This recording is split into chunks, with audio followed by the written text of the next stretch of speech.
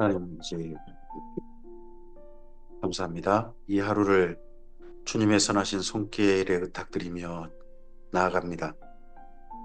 주의 말씀을 삼가 듣고 그 말씀을 따라 이미 계획된 일들 그리고 주 안에서 우리가 성실해야 될 일상의 일들을 다시 한번 가다듬습니다.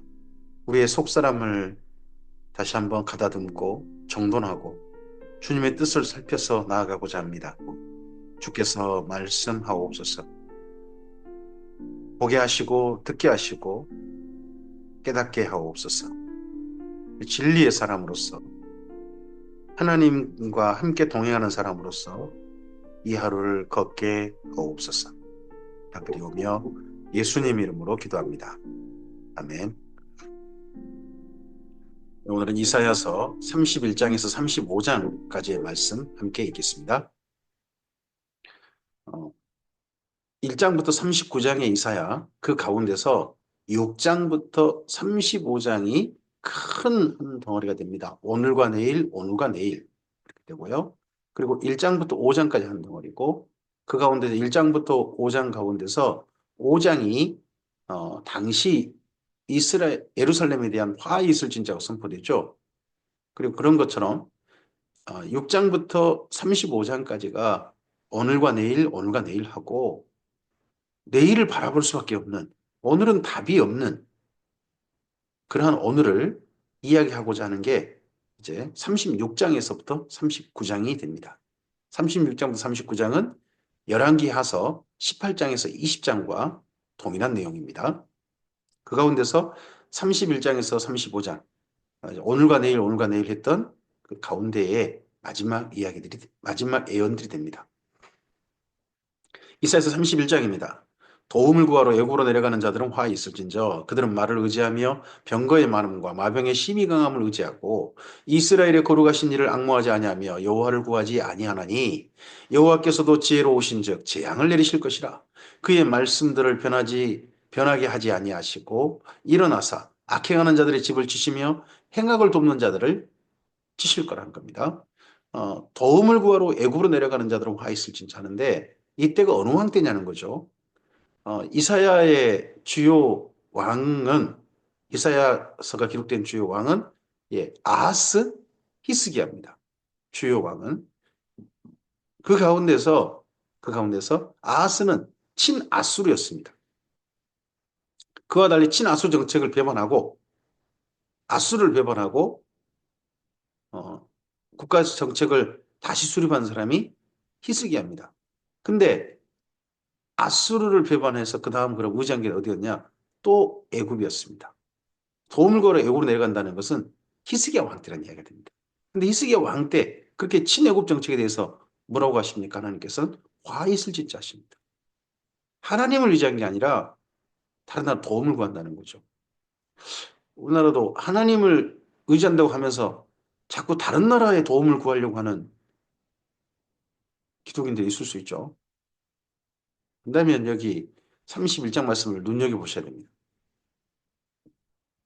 애굽은 사람이요 신이 아니며 그들의 말들은 육체요 영이 아니라 여호와께서 그의 손을 펴시면 돕는 자도 넘어지며 도움을 받는 자도 엎드러져서 다 함께 멸망하리라. 네, 애굽은 애굽은 사람이고요. 그들의 그러니까 군대죠. 군대 이런 것들은 육체고 그냥 사람이 불과한 것이 신이 아니라는 거죠. 하나님이 아니라는 거죠. 근데 하나님처럼 떠받드는 거예요. 여기 히스기야 왕 때 남유다 사람들이 말이죠. 여호와께서 이같이 내게 이르시되 큰 사자나 젊은 사자가 자기 먹이를 움키고 으르렁거릴 때에 그것을 치려고 여러 목자를 불러왔다 할지라도 그것이 그들의 목소리로 말미암아 놀라지 아니할 것이요 그들의 떠들므로 말미암아 굴복하지 아니할 것이라. 이와 같이 나 여호와가 강림하여 시온산과 그 언덕에서 싸울 것이라. 새가 날개치며 그 새끼를 보호함 같이 나 만군의 여호와가 예루살렘을 보호할 것이라. 그것을 호위하며 건지며 뛰어넘어 구원하리라 하셨느니라. 이러한 애굽을 향해서 손길을 하나님을 향해서는 손길 뻗치지 않고 애굽을 향해서 도와달라 도와달라 손을 뻗치는 이 남유다 하나님이 그냥 외면해 버리시고 아이 그래 그러다가 망해라라고 하신 게 아니라 이때 남유다에게는 하나님께서 그런다 할지라도 하나님께서 도와주시겠다는 거예요. 그런다 할지라도 이게 히스기야 왕 14년에 하룻밤에 18만 5천 명의 아수르 군대를 죽이셔서 남유다를 다시 회복시키신 다시 시작할 수 있게 하신 그 은혜의 사건을 미리 이렇게 예언한 거겠죠. 이스라엘 자손들아 너희는 심히 거역하던 자에게로 제발 돌아오라. 하나님께 돌아오라. 아수르한테 갔다가 애굽한테 갔다 제발 그러지 말고 하나님께 제발 돌아오라. 너희가 자기 손으로 만들어 범죄한 은우상, 금우상을 그날에는 각 사람이 던져 버릴 것이며 아수르는 칼에 엎드러질 것이나 사람의 칼로 말미암음이 아니겠고 칼에 삼켜질 것이나 사람의 칼로 말미암음이 아닐 것이며 그는 칼 앞에서 도망할 것이요 그의 장정들은 복역하는 자가 될 것이라. 그의 반석은 두려움으로 말미암아 물러가겠고 그의 고관들은 기치로 말미암아 놀라리라. 이는 여호와의 말씀이니라. 여호와의 불은 시온에 있고 여호와의 풀무는 예루살렘에 있느니라. 아수르 아수르 히스기왕 14년에 쳐들어오죠. 실제 북이스라엘이 히스기왕 6년에 망하고 난 다음에 남유다는 굉장히 위기의식을 느꼈던 것 같습니다. 곧 우리나라다. 아닌 게 아니라 그 나라죠. 히스기왕 14년 실제 쳐들어왔으니까요. 남유다를 유린해버립니다. 그런데 이집트한테 도움을 청했지만 이집트는 꿈쩍도 하지 않습니다. 이 실제로 이집트는 전쟁의 날에 그는 도와주지 않습니다. 저는 제일 어떻게 보면 조금 좀 두렵다는 생각이 드는 게 뭐냐 그러면 실제 다시 남과 북이 혹시나 전쟁이 일어난다면 그래서 정말 미국이 도와줄까? 이번에 우크라이나 이런 일들 보면서 과연 그 나라가 하는 생각이 사실 있습니다. 아수로 쳐들어오지만 이집트는 꿈쩍하지 않았습니다. 근데 하나님께서 그날 이집트와 상관없이 남녀를 구원하셨습니다. 사람의 손이 아니라 하나님께서 직접 천사를 보내셔서 하루에 18만 5천 명 죽이심으로 그래서 남유다를 구원하셨습니다. 그 사건을 미리 이렇게 예언하고 있는 것으로 보입니다. 이사야서 32장입니다. 보라, 이와는 달리 이 아하스 히스기야 같은 그런 왕 시대 말고 보라 창찬 왕이 공의로 다 통치할 것이요 방백들이 정의로 다스릴 것이며 또 그 사람은 광풍을 피하는 곳 폭우를 가리는 곳 같을 것이며 마른 땅의 냇물 같을 것이며 곤비한 땅의 큰 바위 그늘 같으리니 보는 자의 눈이 감기지 아니할 것이요 듣는 자가 귀를 기울일 것이며 조급한 자의 마음이 지식을 깨닫고 어눌한 자의 혀가 민첩하여 말을 분명히 할 것이라. 이사야 6장에서 무슨 소명을 받았습니까? 보지 못하고 듣지 못하고 깨닫지 못하게 하라. 그래서 망하도록 내버려둬라. 망하게 도우래라. 하셨던 게 이사야에게 주신 슬픈 사명이었죠. 근데 어느 날, 언젠가 그날, 장차 내일, 장차 한 왕이 올 것이다. 그 왕의 시대에 그 나라를 지도하시는 왕이 폭우를 가리는 곳, 광풍을 피하는 곳이 될 것이다. 그러다가 사람들의 눈이 감기지 않고 귀가 열려서 들을 것이고 마음이 지식을 깨닫는 그런 날이 오게 될 것이다. 이 일을 예수님께서 이루셨죠. 가르치셔서 하나님의 나라 회개하라. 천국이 가까이 왔느니라. 아니 천국이 임했다. 임한 천국을 보여주셨죠. 그 보여주신 천국을 지금 우리는 예수님 안에서 하나님의 나라의 삶을 우리는 경험하고 있습니다. 어리석은 자를 다시 존귀하다 부르지 아니하겠고 우둔한 자를 다시 존귀한 자라 말하지 아니하리니 이는 어리석은 자는 어리석은 것을 말하며 그 마음에 불의를 품어 간사를 향하며 패역한 말로 여호와를 거스리며 줄인 자의 속을 비게 하며 목마른 자에게서 마실 것이 없어지게 함이며 악한 자는 그 그릇이 악하여 악한 계획을 세워 거짓말로 가련한 자를 멸하며 가난한 자의 말을 바르게 할지라도 그리함이거니와 존귀한 자는 존귀한 일을 계획하나니 그는 항상 존귀한 일에 서리라. 장차 존귀한 일을 기획하시고 존귀한 일 가운데 서시는 그 왕. 그래서 보게 하고 듣게 하고 깨닫게 하고 그 모든 어려움으로부터 피할 그늘이 되실 그 왕. 그가 올 것이다. 그런 날이 올 것이다. 지금 현재 이사야 당시는 어리석은 자들이요 악한 자들이 나라를 다스리고 나라를 이끌고 있습니다. 그런 날이 아니라 존귀한 자가 오셔서 이 나라를 새롭게 하고 이스라엘 민족을 정말 바른 진리 가운데로 이끄시는 그 날을 여기 이사야는 이 예언을 통하여서 바라봤고 제발 그런 날이 오기를 기대하고 있습니다. 너희 안일한 여인들아 일어나 내 목소리를 들을지어다. 너희 염려는 딸들아 내 말에 귀를 기울일지어다. 너희 염려없는 여자들아 1년 남짓 지나면 너희가 당황하리니 포도 수확이 없으며 열매 거두는 일이 이르지 아니할 것이니라. 너희 안일한 여자들아 떨지어다. 너희 염려없는 자들아 당황할지어다. 옷을 벗어 몸을 드러내고 배로 허리를 동일지어다. 그들은 좋은 밭으로 인하여 열매 많은 포도나무로 인하여 가슴을 치게 될 것이니라. 음, 좋은 밭, 열매 많은 포도원, 이런 데는 가난한 사람들 것이 아니겠죠. 이게 안일한 여인, 염려 없는 딸들은 누구겠어요? 돈 걱정 없고, 그렇게 사는 남유다의 귀부인들, 그런 사람들이겠죠. 그런 사람들이 당황할 1년 후에는 당황하게 될 거란 거죠. IMF라든지 지금 요즘 삶이 수많은 서민들의 자영업자들이 문을 닫고 하지만 정말 많은 재산을 가지고 있는 이들에게는 이런 거 별거 아니죠. 근데 그런 사람들이 당황하게 되는 그런 날이 오게 될 것이다 하는 겁니다.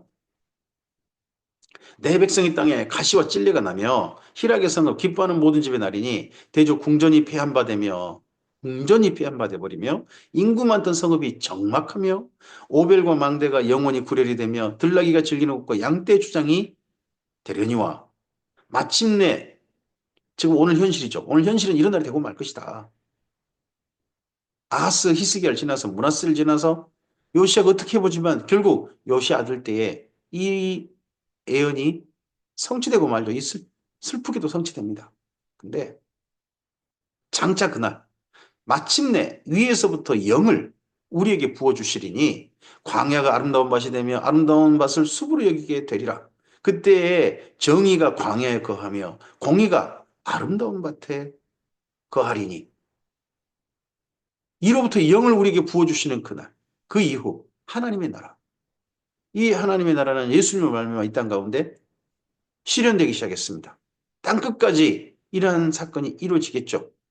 그리고 그러한 가운데서 마침내 이스라엘 민족에게 예언된 이스라엘 회복의 언약도 이루어지겠죠. 이 땅 전체가 정의와 공의가 가득한 그런 나라. 그런 나라를 이 땅 가운데 실현되게 하시고 나타나게 하실 하나님을 이렇게 예언하고 있습니다.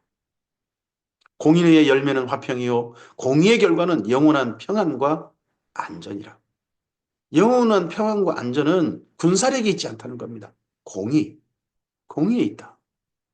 내 백성이 화평한 집과 안전한 거처와 조용히 쉬는 곳에 있으려니와 그 숲은 우박에 상하고 성읍은 파괴되리라. 모든 물가에 씨를 뿌리고 소와 나귀를 그리로 모는 너희는 복이 있느니라. 물가에서 씨를 뿌리고 소와 나귀를 그리로 모는 그런 사람들이 복이 있다. 일상생활로 평안하게 누릴 수 있다면 그게 복이 있는 겁니다. 그게 하나님의 은혜의 선물인 겁니다. 우리나라에 허락하신 남북 긴장 관계임에도 불구하고 전쟁 없이 지난 70여 년을 지내오게 하신 하나님. 작은 국지전은 몇 개 있었을지라도 나라와 나라 사이에 전쟁은 없었던 바로 그 평화를 우리나라에 허락하신 하나님. 그 하나님께서 대한민국에 앞으로도 그 평화와 화평을 허락하시기를 소원합니다. 이사야서 33장입니다. 너 학대를 당하지 아니하고 너 학대하며 속이고도 속임을 당하지 아니하는 자여 화 있을진저. 학대를 당하지 않는데 학대를 해요. 속이고도 속임을 당하지 않는. 이 정도 사람들이면 대단한 사람들이죠. 화 있을진저 내가 확대하기를 그치면 내가 학대를 당할 것이며 내가 속이기를 그치면 사람이 너를 속이리라. 여호와여 우리에게 은혜를 베푸소서. 우리가 주를 앙망하오니 주는 아침마다 우리의 팔이 되시며 환난 때에 우리의 구원이 되소서. 요란한 소리로 말미암아 민족들이 도망하며 주께서 일어나심으로 말미암아 나라들이 흩어졌나이다. 황충의 때같이 메뚜기 때같이 사람이 너희의 노량물을 먹을 것이며 메뚜기가 뛰어오름 같이 그들이 그 위로 뛰어오르리라. 여호와께서는 지극히 존귀하시니 그는 높은 곳에 거하시며 정의와 공의를 시온에 충만하게 하심이라. 내 시대에 평안함이 있으며 구원과 지혜와 지식이 풍성할 것이니 여호와를 경외함이 내 보배니라. 이 어지러운 시대 곧 수많은 외적의 침입이 있어서 그 군사들이 마치 메뚜기 떼처럼 걷잡을 수 없이 달려드는 바로 그런 날이 곧 올 것인데 그런 가운데서도 하나님을 경외하는 사람들 그런 사람들 가운데서는 그런 사람들이 있기에 그나마 몇 사람이 있기에 하나님께서 정의와 공의를 시온에 충만하게 하실 것이다. 지속적으로 사실은 이사야가 제발 그렇게 되기를 원하면서 예언하고 있는 것 같습니다. 아수르의 침략이 있을 거거든요. 그때 하나님께서 하룻밤에 18만 5천 명을 죽이시고 구원하실 때 그때 제발 남유다가 하나님께 돌이키기를 하나님을 경외하는 대로 정의와 공의가 가득한 대로 속여 다른 사람 거 빼앗고 지도자들이 자기 지위를 남용해가지고 자기들 이익 챙기는 그런 나라에서 하나님의 공의의 나라로 제발 바뀌기를, 달라지기를 바라는 마음이 이런 예언 속에 가득 들어 있습니다. 하나님을 경외함이 내 보배인데. 근데 이런 시대로 돌아가지 않죠. 보라 그들의 용사가 밖에서 부르짖으며 평화의 사신들이 슬피 곡하며 대로가 황폐하며 행인이 끊어지며 대적이 조약을 파하고 성읍들을 멸시하며 사람을 생각하지 아니하며 땅이 슬퍼하고 세잔하며 레바논은 부끄러워하고 마르며 샤론은 사막 같고 바산과 갈멜은 나뭇잎을 떨어뜨리는도다. 여호와께서 이르시되 이러한 그 땅에 사정없이 유린당할 때 여호와께서 이르시되 내가 이제 일어나며 내가 이제 나를 높이며 내가 이제 지극히 높아지리니 너희가 결을 잉태하고 집을 해산할 것이며 너희 호흡은 불이 되어 너희를 삼킬 것이며 민족들은 불에 굽는 햇돌 같겠고 잘라서 불에 사르는 나무 가시나무 같으리로다. 하나님께서 일어나시면 이 어마어마한 불의 심판이 있게 될 것이다. 하고 말씀하고 있습니다. 너희 먼데 있는 자들아 내가 행한 것을 들으라. 너희 가까운 데 있는 자들아 나의 권능을 알라. 시온의 죄인이들이 두려워하며 경건하지 아니한 자들이 떨며 이르기를 우리 중에 누가 삼키는 불과 함께 거하겠으며 우리 중에 누가 영영이 타는 것과 함께 거하리요 하도다. 하나님께서 심지어 삼키는 불, 영영이 타는 불이 되셔가지고 그들 가까이 있을 거라는 겁니다. 죄인들은 그 불에 두려워합니다. 이 불을 두려워하고 그 불에 소멸되기를 겁을 냅니다. 하지만 하나님께서는 그런 어마어마한 심판의 불 가운데서도 민족들이 부서져 버리는 불타버리는 그런 불 가운데서도 의인들을 구원하실 것입니다. 예수님께서 이런 말씀을 이렇게 하셨죠. 쭉정이는 꺼지지 않는 불에 태워버리실 겁니다. 하지만 알곡은 모아서 태우시는 게 아니라 곳간에 들이실 것입니다. 오직 공의롭게 행하는 자, 정직이 말하는 자, 토색한 재물을 가증히 여기는 자, 손을 흔들어 뇌물을 받지 아니하는 자, 귀를 막아 피 흘리려는 꾀를 듣지 아니하는 자, 눈을 감아 악을 보지 아니하는 자, 그는 높은 곳에 가리니 견고한 바위가 그의 요새가 되며 그의 양식은 공급이 되고 그의 물은 끊어지지 아니하리라. 내 눈은 왕을 그의 아름다운 가운데 보며 광야한 땅을 눈으로 볼 것입니다. 하나님께서 불로 심판하시는 그런 날이라 할지라도 공의롭게 행하는 자, 정직한 사람들, 다른 사람들한테 약탈하고 다른 사람을 압제해가지고 기름짜듯 해가지고 자기 재물을 취하려는 그런 일을 가증히 여기는 자, 뇌물을 받지 않고 정당하게 재판하고 올바르게 판결하는 자, 올바르게 행정을 집행하는 자, 그리고 악한 꾀에 귀 기울여 듣지 아니하고 그런 일에 참여하지 않고 오만한 자리에 죄인의 자리에 앉지 아니하고 악을 본려하지 않고 하나님을 바라보는 자, 이런 사람들에게는 그 심판의 날도, 그 불의 심판의 날도 두려운 날이 아닐 것입니다. 그런 사람들에게는 하나님께서 그들에게 견고한 바위가 되실 겁니다. 높은 곳에 가게 해서 따로 구별해 내실 것입니다. 내 마음은 두려워하던 것을 생각해 내리라. 계산하던 자가 어디 있느냐? 공세를 계량하던 자가 어디 있느냐? 망대를 깁수하던 자가 어디 있느냐? 내가 강포한 백성을 보지 아니하리라. 그 백성은 이 강포한 백성, 그 백성은 방언이 어려워 내가 알아듣지 못하며 말이 이상하여 내가 깨닫지 못하는 자니라. 어디 사람들입니까? 아수르 사람들을 말합니다. 아수르 사람이 올 거고 사실은 이 다음에 또 누가 옵니까? 바벨론이 옵니다. 그렇게 해서 침략을 당할 겁니다. 우리의 절기의 시온성을 보라. 내 눈이 안정된 초소인 예루살렘을 보리니 그것이 옮겨지지 아니할 장막이라. 그 말뚝이 영영이 뽑히지 아니할 것이요 그 줄이 하나도 끊어지지 아니할 것이며 여호와는 거기에 위험 중에 우리와 함께 계시리니 그곳에는 여러 강과 큰 호수가 있으나 노젓는 배나 큰 배가 통행하지 못하리라. 대저 여호와는 우리의 재판장이시요 여호와는 우리에게 율법을 세우신 이요 여호와는 우리의 왕이시니 그가 우리를 구원하실 것임이라 하십니다. 음, 사실 하나님께서 예루살렘을 돌보실다, 지키신다 하는 말씀이 아수르 침략 때는 이루어졌죠.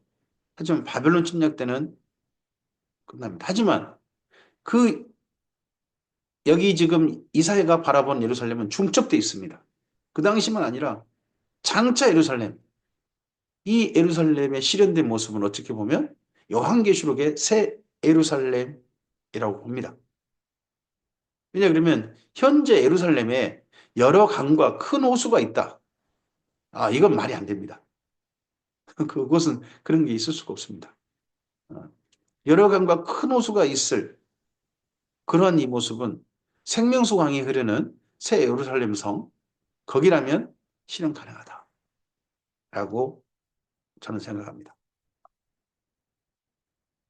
내 돛대줄이 풀렸으니 돛대의 밑을 튼튼히 하지 못하였고 돛을 달지 못하였느니라. 때가 되면 많은 재물을 탈취하여 나누리니 저는 자도 그 재물을 취할 것이며 그 거주민은 내가 병들었노라 하지 아니할 것이라.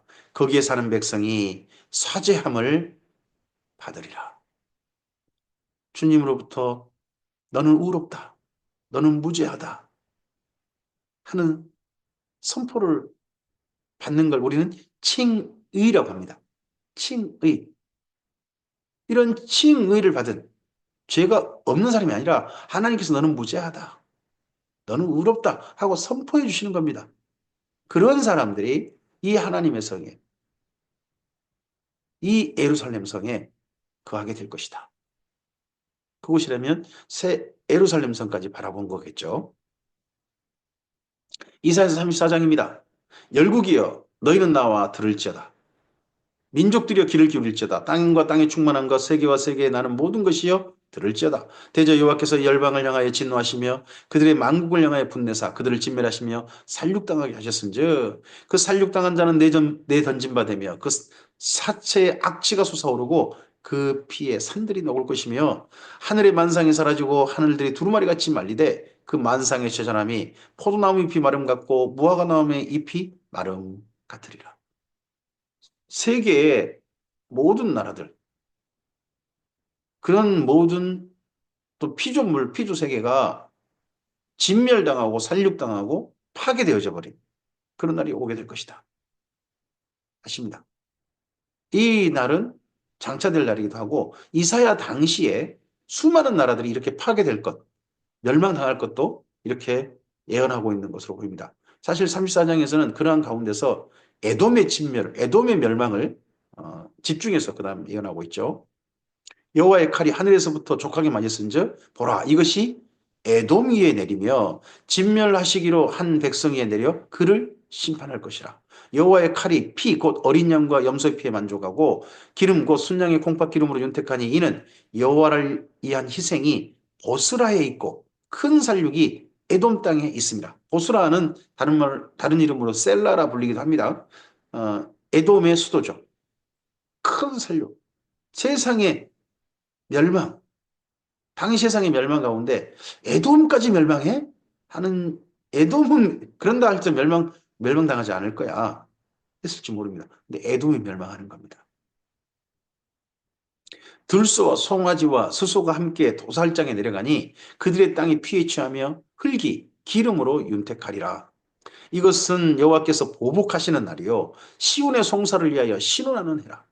에돔과 관련해서 원수 갚아주는 이야기로 성경은 자꾸 이야기합니다. 에돔하고 이스라엘은 사실 서로 애증의 관계입니다. 애증보다는 서로 원한의 관계죠. 원한의 관계에 가깝죠. 이스라엘도 에돔에게 잔인한 일을 행했고요. 에돔도 이스라엘에게 잔인한 일을 행했습니다. 근데 어떻게 보면 북이스라엘 멸망, 그리고 남유다의 멸망에 똑같이 용병으로 참여했을, 멸망에 참여했을 나라가 에돔인 듯 합니다. 그래서 그 에돔인을 향해서는 특별히 성경은 계속해서 하나님께서 원수 갚아주신다. 원수 갚아주신다. 이 말씀이 반복되고 있습니다. 에돔의 시내들은 변화의 역청이 되고 그 티끌은 유황이 되고 그 땅은 불붙은 역청이 되며 낮에나 밤에나 꺼지지 아니하고 그 연기가 끊임없이 떠오를 것이며 세세 황무하여 그리로 지나가는 자가 영영이 없겠고 당하새와 고슴도치가 그 땅을 차지하며 부엉이와 까마귀가 거기서 살 것이라. 여호와께서 그 위에 혼란의 줄과 공허의 줄을 들이울 것인즉 혼란의 줄, 공허의 줄. 그러면 질서정연하지 않다는 거죠. 우리가 도시를 만들 때는요, 사람들이 도시를 이렇게 만들 때는 길을 반듯하게 만들고 집들도 질서정연하게 어느 지역에는 어떤 건물들이, 어느 지역에 어떤 건물들이 이렇게 하지 않습니까? 근데 혼란의 줄과 공허의 줄가 들여준다는 건요, 사람이 살지 않는다는 말입니다. 짐승들이 자기들 마음대로 사는 거죠. 그래서 혼란의 줄과 공허의 줄. 그렇게 표현하는 겁니다.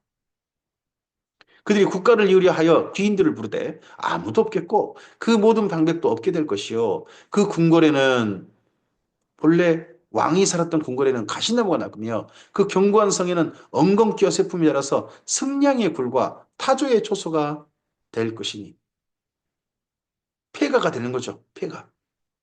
아니 도시 자체가 폐도시가 돼버리는 거죠. 사람이 살지 않아서 잡초가 무성하고 그런 곳이 돼버리고 그러다 보니까 짐승들이 사는 곳이 되는 거죠. 들짐승이 이리와 만나며 순념소가 그 동료를 부르며 올빼미가 거기 살면서 쉬는 초소로 삼고 이리, 순념소, 올빼미 거기다가 부엉이가 거기에 깃들이고 알을 낳아 까서 그 그늘에 모이며 솔개들도 각기 제짝과 함께 거기에 모이라. 제짝, 이 짝이란 말이 레우타크라는 말입니다. 암컷. 그런 곳이 되고 말 것이다. 실제 에돔의 셀라는 지금 발견됐습니다. 셀라 보스라고 발견됐는데 아무도 살지 않는 곳이 되어버렸습니다. 지금 현재 요르단은 페트라와 다릅니다. 정말 사람이 살지 않는 겨우 유적만 조금 남은 그런 곳이 되고 말았습니다. 수많은 시간 동안 버림당한 거죠. 지금까지. 너희는 여호와의 책에서 찾아 읽어보라. 이것들 가운데 빠진 것이 하나도 없겠고 제짝이 없는 것이 없으리니 이것들이 무엇입니까? 이것들은 성경 말씀 아닙니다. 이 에돔의 궁궐터, 에돔의 그런 사람들이 살았던 곳에 사는 짐승들을 말한 거죠. 날짐승, 들짐승 이런 것들이 빠진 것이 하나도 없고 제짝이 없는 것이 없습니다. 짝꿍, 암컷이 없는 것이 없으리니 이는 여호와의 입이 이를 명하셨고 그의 영이 이것들을 모으셨습니다. 하나님께서 그러한 땅이 되게 만드셨다는 거죠. 그 에돔 땅은 이렇게 된다고 하는데 그대로 성취되었습니다. 여호와의 책, 심지어 여호와의 책이 뭡니까? 창세기를 생각하시면 될 것 같습니다. 하나님께서 모든 들짐승과 날짐승을요, 그 종류를 따라 지으셨죠. 각기 종류를 따라. 그러면 모든 종류들, 그런 하나님 지으신 모든 종류의 들짐승, 날짐승 보려면 어디 가면 된다? 에돔 땅 가면 된다는 겁니다. 사람이 살지 않으니까. 그럼 모든 들짐승과 날짐승이 모이는 곳이 되고 말았다 하는 거죠. 여호와께서 이것들을 위하여 제비를 뽑으시며 그 손으로 줄을 띄어 그 땅을 그들에게 나누어 주셨으니 그들이 영영이 차지하며 대대로 거기에 살리라. 그들이란 그 들짐승, 날짐승들이죠. 더 이상 사람이 살지 않는 곳이 될 것이다. 실제로 지금까지 세일 땅은 예전에 세일 땅이 어느 정도 사람이 살 만한 땅이었는지 모르겠습니다만 지금은 거의 살기 어렵습니다. 지금 다 가보면 광야가 돼버렸죠. 세일산 그쪽들이. 이와 달리 남유다의 이스라엘의 장래입니다. 35장은 이스라엘, 그러니까 에돔은 34장에서 멸망할 것이다.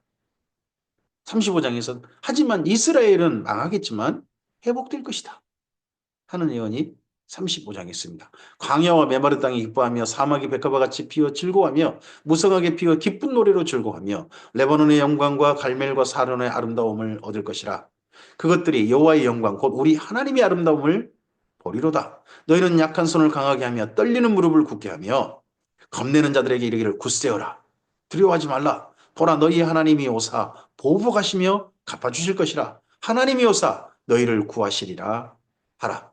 그때에 이런 하나님의 구원이 임할 때에 그때에 맹인의 눈이 밝을 것이며 못 듣는 사람의 귀가 열릴 것이며 그때 저는 사슴같이 뛸 것이며 말 못하는 자 혀는 노래하니니 이는 광야에서 물이 솟겠고 사막에서 시내가 흐를 것입니다.